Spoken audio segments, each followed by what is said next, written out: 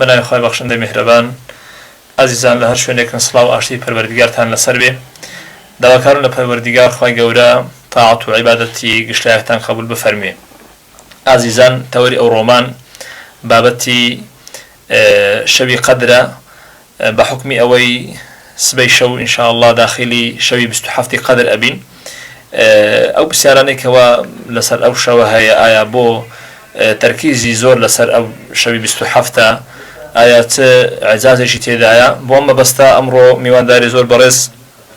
دکتۆر پشتیوان سرێشمەنیمان کردە بەڕێوەبەری ئەوقافی سۆران. جەناب دکتۆری بەخێر بێ. سپاس. خوا گەورە سەلامتەکەی ئینشاءالله. جەناب دکتۆری پێم خۆشە یعنی پێشی داخلی ناو بابەتەکەی خۆ بین پێم خۆشە لەسەر ئەو بەرنامەیەکەوە بەرنامەی ڕۆشنایی ڕەمەزان کە جەنابتان بەو بەرنامەی هەڵستاینە پێم خۆشە ئایا ئەو فکرەیە چۆن بوو چۆن بۆتان هاتووە لە چ ڕێکەوە بوو دکتۆر؟ بسم الله الرحمن الرحيم الحمد لله والصلاة والسلام على رسول الله وعلى آله وصحبه ومن والاه وبعد. سرتا روجي و نوێژی هەمولایەک قبول بیتن و سڵاو ڕزم هەیە بۆ بیسەران و بینەرانتان و دەمەوێتن لێرەوە دەستخۆشێکی تایبەت لە جەناب بکەم و لە ئەو ستافەی کە لەگەڵتە و ئەو سەربازە و نانەی کە لە پشت کامێرەن. ئێمە وەکو بەڕێوەبەری ئەوقافی ئیدارەی سەربەخۆی سۆران لە پێشوازی مانجی ڕەمەزانی پیرۆز چەند بەرنامەیەکمان تاوتوێ کرد و گەڕارە کرد لەگەر ئەو برادەرانەی کەوا لەگەر منن. یەکێک لەو بەرنامانە ئەوە بوو کە لە ڕێی زاری کرمانجێوە ئێمە هەر ڕۆژە و لە خزمەت مامۆستایەکی ئاینی بین و بە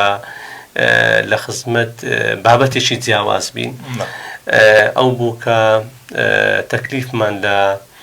بەڕێوبەر و وەستافی زاری کرمانجی کرد بە سوپاسەوە کە قبولی ئەوەیان کرد و هەروەها تەکلیفمان لە جەنابیشت کرد کە جەنابیشت بەو پەڕی دەستسۆزیەوە کە هاتێت پێش ئەوە جێگای دەستخۆشی بوو. ئەوەش بە پێشنیارەکە پێشنیاری خۆمان بۆ وەکو بەڕێوەبەری ئەوقافی ئیدارەی سەربەخۆی سۆران و بە هاوکاری قایمقامەتی قەزای ناوەندی سۆران بووە و بە هەمانژی لەگەر زاری کرمانجی. دەستەکان خۆش جەناب دکتۆری الحەمدولله خەڵکەکە ماشەڵڵا زۆر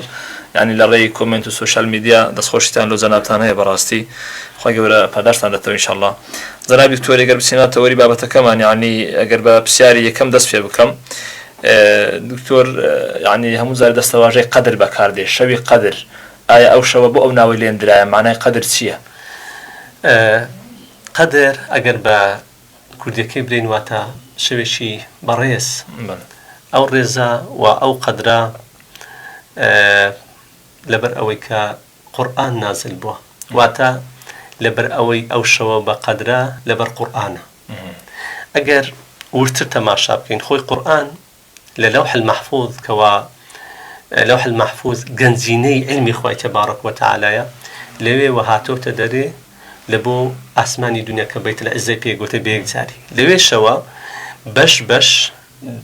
دابەزیە بۆ سەر حەزرەتی ڕەسوول الله صلی الله عليه وسلم بە پێی ڕوودا و بە پێی پێویست ئەو قورئانە بەش بەشە هاتۆتە خوارەی خلالی 23 ساڵ.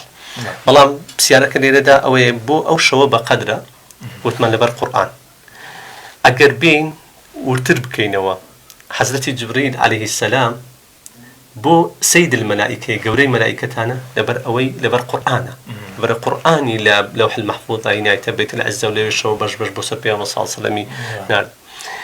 پێغەمبەر صلی الله علیه وسلم محەممەد صلی الله علیه وسلم بۆ سەید الئەنبیاء بۆ گەورەی پێغەمبەرانە ئەوش لەبەر ئەوەی کە قورئانی بۆ سەر نازل بووە. مانجی ڕەمەزان لە بۆ چ گەورەی مانگەکانە یعنی سەید شهوری پێگوترێت ئەوش لەبەر ئەوەی کە قورئان تێدا نازل بووە. ئێمە لەبەر چ خەیر و ئومەتین لەبەر ئەوەی قورئان بۆ ئومەتی ئیسلام نازل بووە و شەوی لەیلەتول القەدر لەبەر ئەوەی شەوێکی بەڕێزە لەبەر ئەوەی لەو شەوەیە قورئان نازل بووە و ئەو کەسەشی کەوا ئاهلی قورئان بی و ئەو کەسەشی کەوا قورئانی لە دڵدا بی ئەویش هەمیشە کەسێکی بە قەدر. جەناب دکتۆری ئەوە ینی شکردنەوەی زۆر جوان بوو بۆ ئەو دەستەواژەیە کە دەستەواژەی قەدر بوو. دکتۆر ینی ئەمە کاتێک باسی قەدرەکەیان باسی شەوی قەدرەکەین جەنابەت وابەستە کرد بە قورئانێ هم زارش يعني أو سورة أخوينا وكافر إنا أنزلناه في ليلة القدر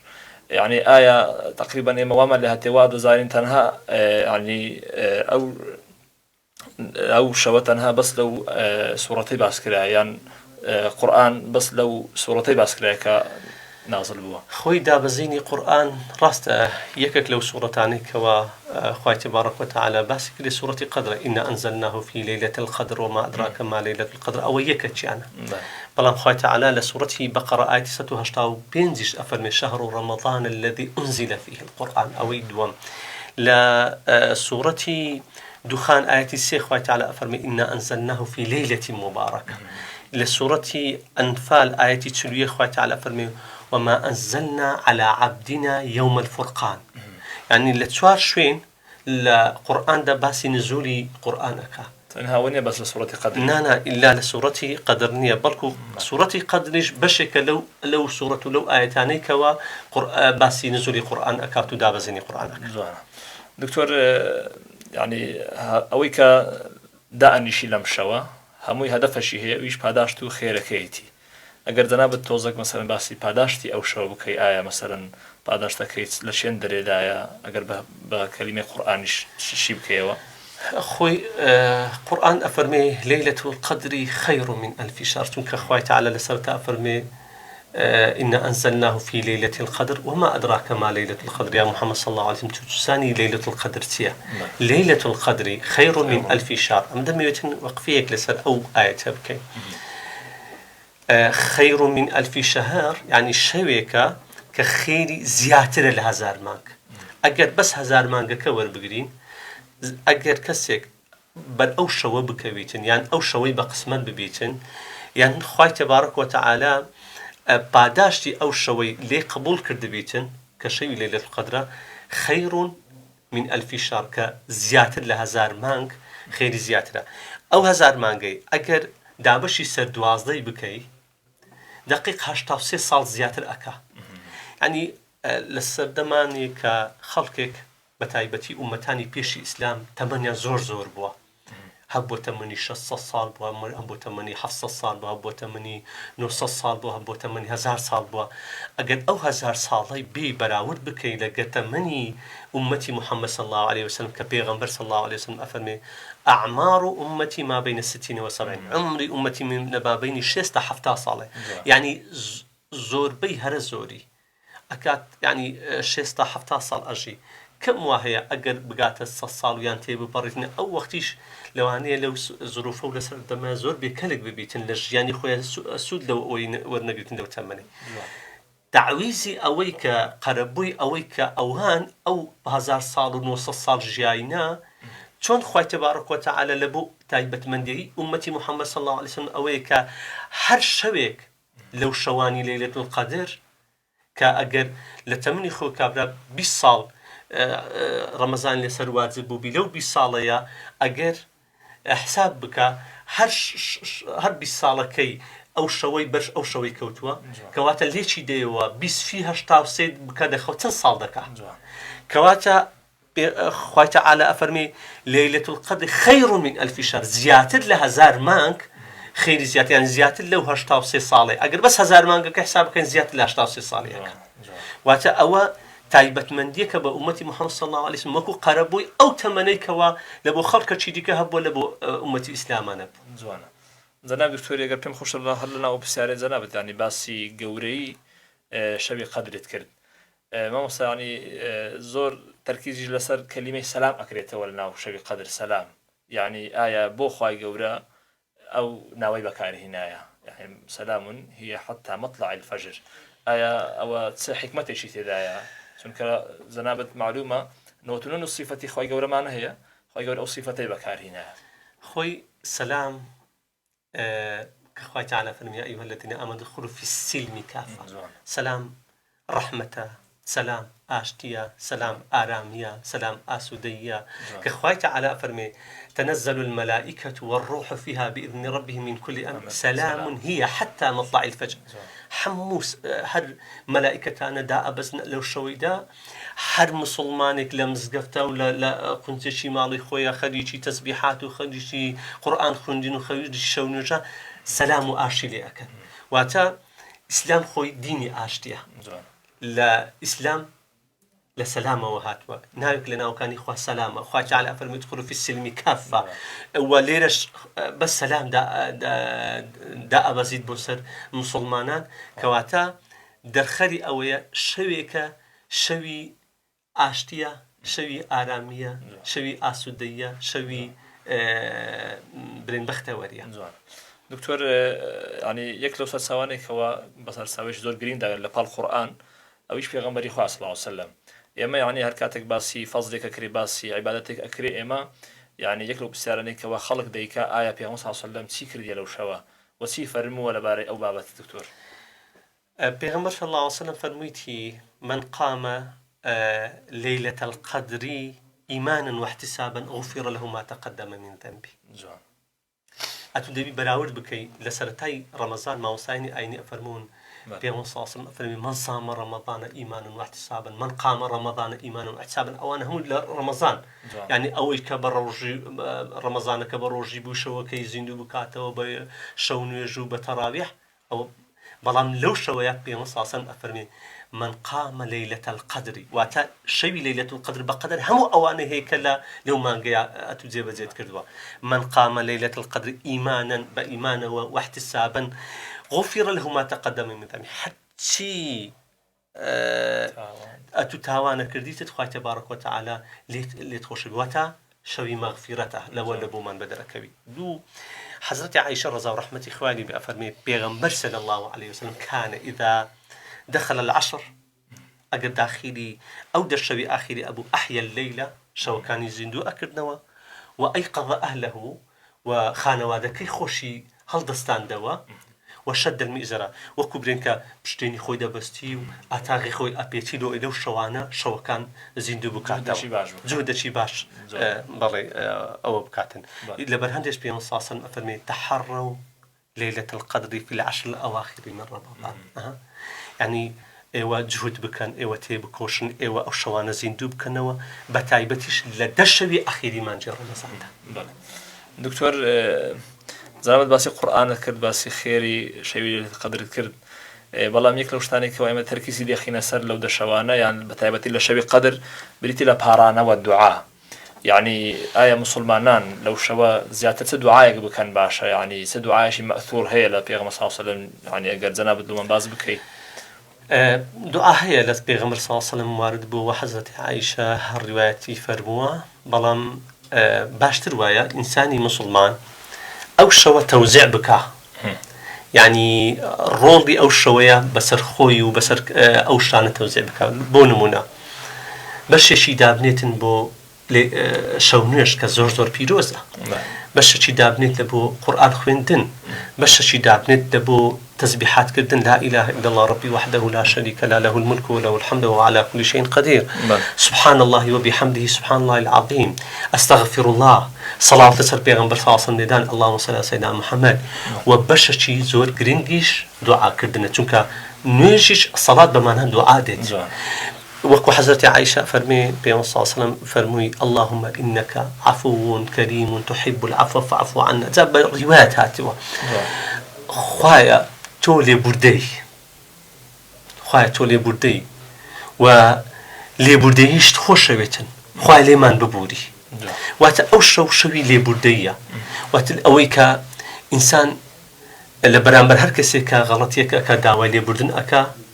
أو كسك الدعوة اللي بدني لي أكي يعني ضلي كما سعد أبيته لو تربوني كوا يعني لو غلطيك برامبرت كرديا بلان خوي تبارك وتعالى ولله المثل الأعلى ناكري إنساني خوي تعالى بكسك بشبهيني بلان تو بي برامبر خوي تبارك وتعالى خويا أو شوي لي بردية خوي تو ذاتي شي لي بردي عفوي وعفو شت خوش دبيتن لي برديش تخوش خوي لي من ببوري خوای لە تاوانەکانمان ببووری خوای لە داک و بابمان ببووری خوای لە دۆست و ئازیزان و ئەحبابمان ببووری خوای لە مردووەکانمان ببووری ئیدی کە ئەو داوای لێبوردن لە خوای تبارەک وتعالى بکەی یەکێکە لەو دوعا مەسوورانە واردانەی کەوا لە پێغەمبەر صلی الله علیه وسلم وارد بووە کە زۆر زۆر دوعایەکی پیرۆز و زۆر زۆر بەخێرە جناب دكتوري يعني يك بابەتێکی زۆر گرنگ هەیە لەو بابەتە ئێستا کە تازە باس کرد ئێستاما شەوەشی تر یعنی سبەینی شەو داخلی شەوی 27 ئەبین ئایا زۆربەی خەڵک کە وا تێگەیشتووە کە شەوی 27 شەوی قەدرە ئایا لە قورئان و لە فەرموودەکان دکتۆریان لە قسەی زانایان شتێک هەیە مەسەلەن کە تەرکیز بکە لەو دەشەوانە شەوی 27 شەوی قەدرە ئایا ئەو شتە چۆنە دکتۆر یعنی بە بەڵگەیەکی علمی یان شتێکی مەسوور هەیە؟ بەڵێ جارێ لە ئەگەر بگەڕێنەوە سەر ئەو حەدیثانی کە پێغەمبەر صلی الله علیه و سلم ئەفەرمێ تەحەڕەو لەیلەة القەدر في العشر الأواخر من رمضان جارێ ئەو بەڵگەیە لە 21 نییە ڕۆژی یەکەمی مانجە ڕەمەزان دەی دووەم و لە دەی ئەخیریە واتە لە 20 بەرەو سەرەوەیە ئەوە جارێ ئەو لەبەر چ ئەڵێن کە شەوی 27 کە شەوەکی گرنگە ئەو 27 لەو دەشەوەیە ئەوە یەکەم دوو پیغمبر صلی الله علیه و سلم افرمی التمسوها في العشر الاواخر في الوتر ئێوە دەست لە کۆتایی دەشەوی ئەخیریشە زیاتر لەو ویترەکان لە تاکەکان 21 23 25 27 29 کەواتە 27 لە وترەکەشە ئەوجا لە مسندی ئیمامی ئەحمەد و هەروەها سنەنی ئەبوو داود شاتیە ئەفەرمێ لەیلەة القەدر ليلة 27 شوي 27 بەڵام بين سەر قسەی صحابة كان إمام عمر رضا ورحمة خوالي بي أميري إيمان داران بو خليفي مسلمانان بو دائما صحابة كانش وخليفة كانش يكك لا بنتينا كاف بكرا وكان ين أوبوا وأمره شورى بينهم رايش ين أكد لبابة آين كان ولا بابة كان يتريش صحابة يخر كردنوا كوي كردنوا وتور بادانشين لسر شوي ليلة القدر بزاني چه شوي كا شوي ليلة القدر يك لصحابة كان سن دي خوار دي يك لوان فرموي لو در شوي آخري يك قوتي همو شو تاكا كان هل يك وقصي اشي كد يك اري شوي 25 زيك او شوي 29 عبد الله كري امامي عباس رضا ورحمتي خوالي بيوش للمدزكي دانشتيا وهيت قصي نكرت امامي عمر فرموي يا ابن عباس باشا تدو قسيشي ناكي لو باريو عبد الله كري إمام عباس رضا ورحمة خوالي بفرموي يا أمير المؤمنين أقل إذن بداي منش قسيك ده كم لو باريو فرمي بفرمو أتوش قسكي خود بك فرمي عبد الله كري إمام عباس رضا ورحمة خوالي فرموي براي من شوي بستحاب شوي ليلة القدر تحليلي كرد شوي 27 إمام عمر فرموي بوتشي وادلي شوي 27 لبو ما رونكوا بلغت سيكا شوي 27 قلت أقر تماشاي قرآن بكيني وتماشاي ذاتي رب العالمين بكين مخلوق أو كخوا خلقي كرديا زور بي حفتك لناوة وكن فرموي شلون فرموي تماشاكي خواي تبارك وتعالى أسماني خلق كردو حفت طبقي أسمان أو حفتي تدعي تماشاي أرز بكين حفت طبقي أرزي دروس كردوا تماشاي روج بكين روجكاني حفت روج أزدو لحفت وهات وحفت روجي تدايا أوش حفت تماشاي زريا كان بكين للدنيا دا حفت زريا مانهن تماشاي رزمي الشيطان بكين كالشيطان رزم أكري حفت زادي بالرزم بكري تماشاي طواف أكن لكاتي كإنسان طواف أكا بدوري بيتي ككعبية حفظ طواف أكا كإنسان سجد أبا لبو خواه تبارك وتعالى أن نسجد على 7 أعضاء وإما لسر حفظ أندام سجد أبين أو وتنجين شتيري شي باسكر أو تماشاك قاتل خري دائما القرآن باس أكا باسي حفظ أكا ونيا زمان حضرة يوسف باسي حفظ صالي أكا أري أو أنا همو درخري أوينا كلا بستو حفظة إمامي عمر أفرمي شتيك الباسكر كإما ششي سن راشش كإما سنزمان بونتو أو قول الصحابة كان بلام أما أقد بين إعجاز الرقمي لنا صورتي قدر باز بكين خوي ليلة القدر ليلة 4 حرفة القدرش 5 حرفة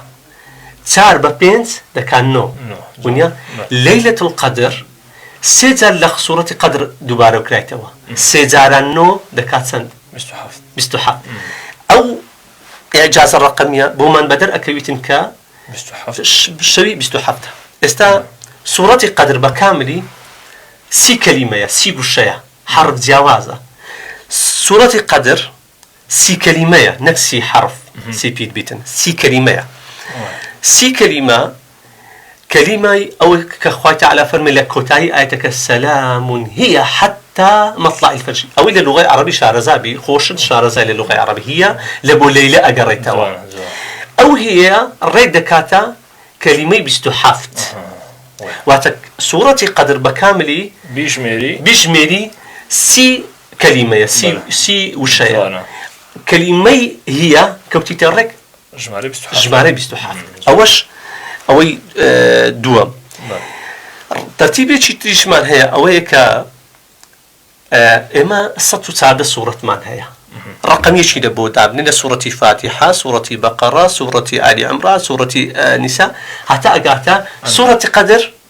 رق دقيق سورة نوت حفتة سورة نوت حفتة ليش ببين رقم دخلي أوي شوي ليلة القدر شوي 27 ببي أو إعجاز الرقمية والشيء شي تريش من هي دميوتن أوش هالليلة وبعض بكم أوش أويك قرآن ستساعد سورته قرآن ستساعد سورته أو سورة قدر أو إعجاز الرقمية بيمان الله تنكا قرآن أو ستساعد سورته لو شوية لنا أو سورته ذكر أيتوا هم قرآن عددي قلت من سورتي قدر 5 آيات سورة شي مكية 5 آيات أو 5 آيات قلت من 6 كلمة بلام أو 6 كلمة ستساعد حرف ما شاء الله رك ستساعد حرف آيتي هي كم 21 حرفة آيتي دوام 19 حرفة 21 كون 19 دكاتة سل آيتي سيم 20 حرفة أو 6 آيتي شوارم 36 حرفة أو 96 آيتي أخيري سلام هي حتى مطلع الفجر أيش هجدة حرفة 96 كو هجدة دكاسة تساعدة ركسة تساعدة سورة كاني القرآن في البيت ما شاء الله والله دكتور هو عزازة جزور جرينجو يعني بترتيب ما شاء الله بارك الله دكتور والله خليك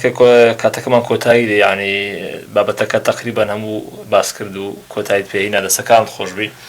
بلان بين خوش لا كوتاي بيامي شكرت يعني اگر زنابت بوم بينرو بسلان بيامك لا تقريبا يعني كوتاي رمضان او بروجيش اسين بيامي يعني لا رويتنا بتوفر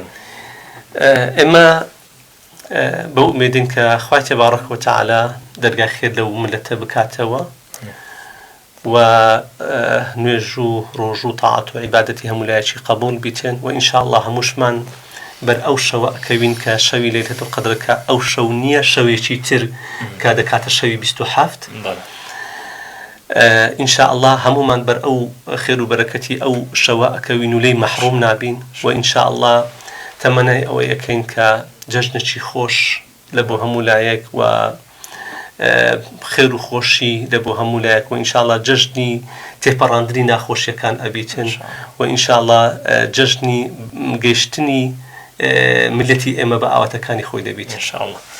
دوباره دەستەکان خۆش جەناب دکتۆری زۆر سپاس دەکەین بۆ دەرفەتە عازتمەندای و لە وەختمان گرتی سپاس دەکەین بەڕاستی لێرەش ئەمەوێ ینی شەخسی بەهم بە لە لای خۆم لای برادرانیش سپاسەشی تایبەتی جەنابت بکەین ئینشاڵڵا بۆ ڕێخستنی و بەرنامەیە بەڕاستی بەرنامەیەشی بە ئیستیفادە بوو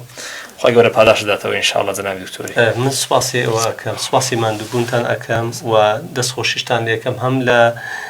بەڕێوەبەری زاری کرمانزی هەم لە ستافەکانی زاری کرمانزی هەم لەو دوو